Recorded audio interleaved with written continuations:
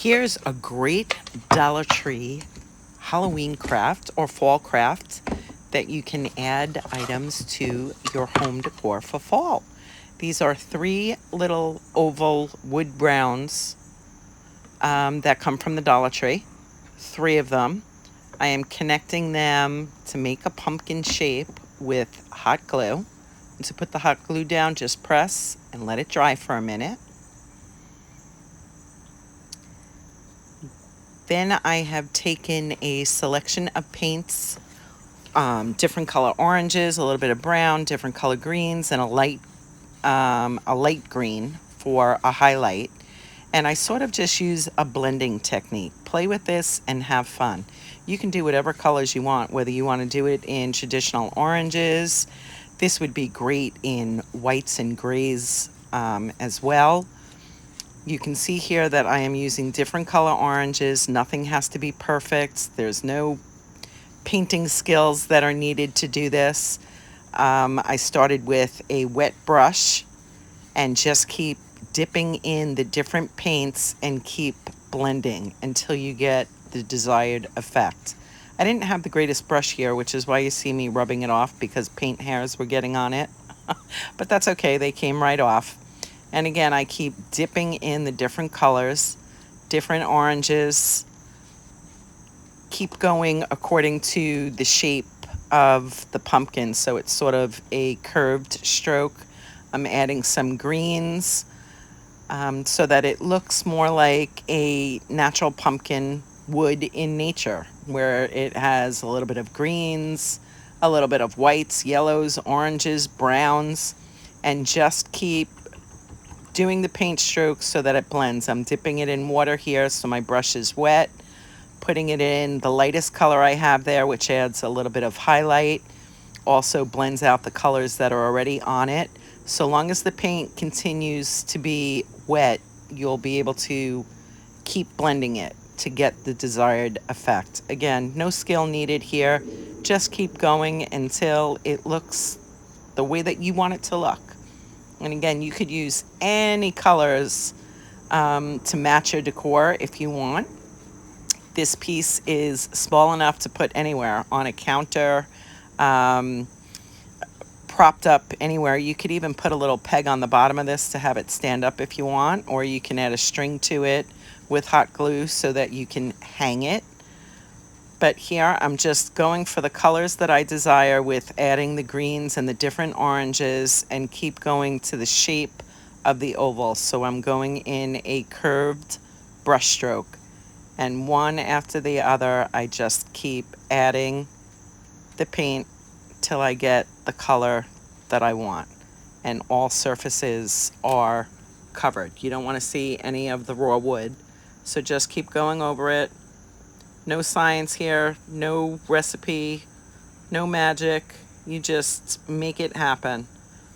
This is a great project to do with kids. Just hand them a brush and some paint, put a little smock on them on a covered table, and this is a great craft to do with kids in an art class, a group of your friends, if you're interested in just getting together and having a nice time and painting a simple project.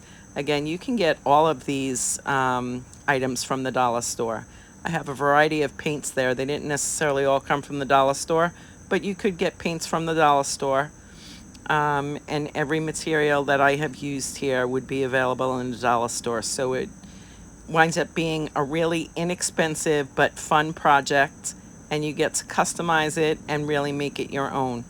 You'll see adding that light color adds some highlights. It's not white, it's a very light sage green that I used in that, but it looks almost white on the dark orange. And some of the brown for depth, making it look like it actually has the ribs of what a natural pumpkin would have.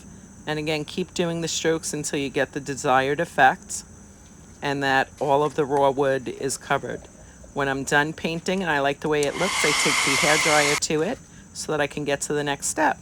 Now it's all dry, and I have a wood twig here. These you can get at the dollar store as well, or you can go out into your backyard and cut off a twig. I'm using this for the stem of the pumpkin.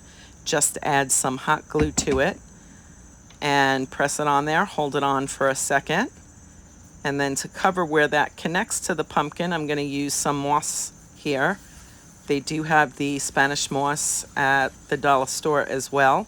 Roll it into a ball because there was a twig in this. Just pull the twigs out. You never know what's going to be in that moss. And then I just put some hot glue on the back. Be careful not to burn your fingers here. I've done that many a time. And just press it on so that it adheres.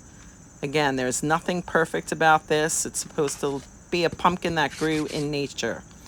Once that's on it, you could really have fun decorating this. You could put a number of things on it. I'm just going to put a bow. This is wire-edged ribbon that I'm using. I always say wire-edged ribbon is the best to use. And I have some raffia. I'm going to take the ribbon and simply make one loop and then take another loop up to the middle and then cut off the tail. I'm not knotting it or anything. How I'm going to get the bow to stay together is by cutting a few lengths of the raffia. You'll see here I took a few pieces of raffia, just put that around the middle. You can have the raffia stay as long or as short as you like. In order to tie it, I start off longer just so it makes it easier to tie. And I'm simply tying it in a knot. So that keeps my bow together.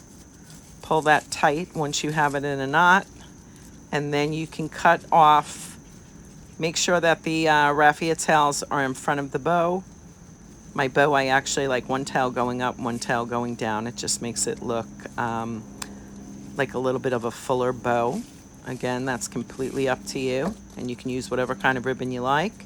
Then cut off the tails of the raffia. You can have them as short or as long as you like. And it's so light and so small that it's easy just to put a dab of glue on the back. Again, be careful not to burn yourself. And press that into the moss. And that sort of finishes off your pumpkin. And again, as you can imagine, you can have those strands of the raffia longer if you want, hanging down the front of the pumpkin. I'm going to cut this tail of this ribbon a little bit shorter here. And that's all there is to it. Press it down so that you know that it's adhered through the moss. If you need to add a little bit more glue, you can do that. I'm cutting off the stray pieces of moss here. And that's it. It's done. This is a quick, easy, adorable project.